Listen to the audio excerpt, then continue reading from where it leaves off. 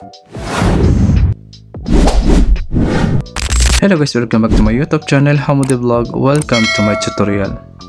In this video, I'm gonna show you how to reject your new contract in Kiwa platform mobile application.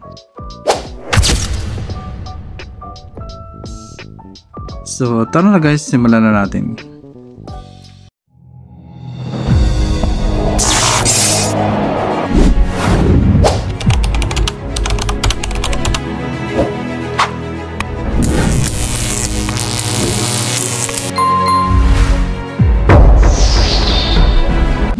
So, anong gagawin natin guys? Punta tayo sa ating browser. So, i-type natin yung Kiwa login. So, kung ano yung unang makita nyo guys, yan sa pinakuna niyang i-open natin guys.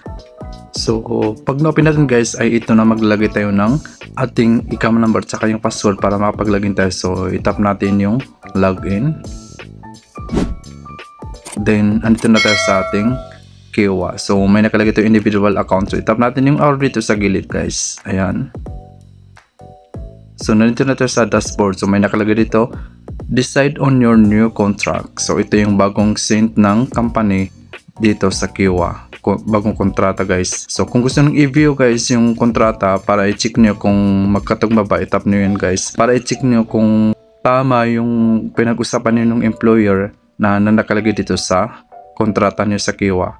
So, sa tingin nyo kung pag hindi po sila magkatagma, kung baga mataas yung bigay niya doon sa pinag-usapan nyo tapos dito sa Kiwa na binigay nila na kontrata na bago ay mababa. So, wag nyo pong i-accept guys.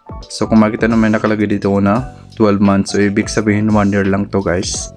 Ito lang masasabi ko sa inyo guys, kung gusto nyong lumipat sa ibang company, halimbawa patapos na yung kontrata nyo tapos gusto nyong lumipat sa ibang company, then na-interview kayo tapos kung ano yung pinag-usapan nyo ng employer, bagong employer mo, then yung nagkapagkasunduan nyo tapos nung binigyan kayo ng Kiwa ay magkaiba, mas malaki yung bigay nila doon sa interview kaysa sa binigay nila na kontrata sa Kiwa. So kailangan guys, bago nyo i-accept yung kontrata sa Kiwa, i-check nyo mabuti kung tama ba yung pinag-usapan nyo doon sa employer dito sa binigay nila na kontrata sa Kiwa. So paano natin i-reject guys? So punta tayo sa go to employer transfer. So ayan na guys, so may nakalagay dito na accept, dito sa baba may nakalagay naman na reject. So kung makikita nyo nandyan yung current employer ko, yan. Then gagawin natin, tap natin tong reject. So may nakalagay dito na employee transfer rejection. Select a reason for employee transfer rejection to provide this employer with more details. So nandito yung option guys. So may nakalagay dito na rejection reason. So tap natin tong select.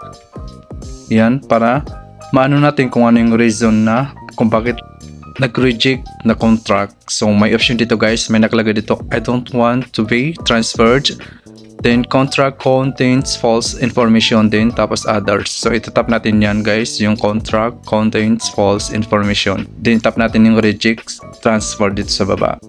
So guys, okay na guys, rejected na yung bagong kontrata guys. So kung makita nyo, rejected by employer. So yan ang pangalan ng company guys. So kung makita nyo, nandyan yung current employer ko guys. So gano'n lang guys ang gawin nyo guys. So ibalik natin guys, i-check natin kung nawala na yung new send contract. So ayan na guys, yan yung current company ko guys. So active pa siya guys. So nawala na yung bagong kontrata na galing sa new employer. So active pa siya guys.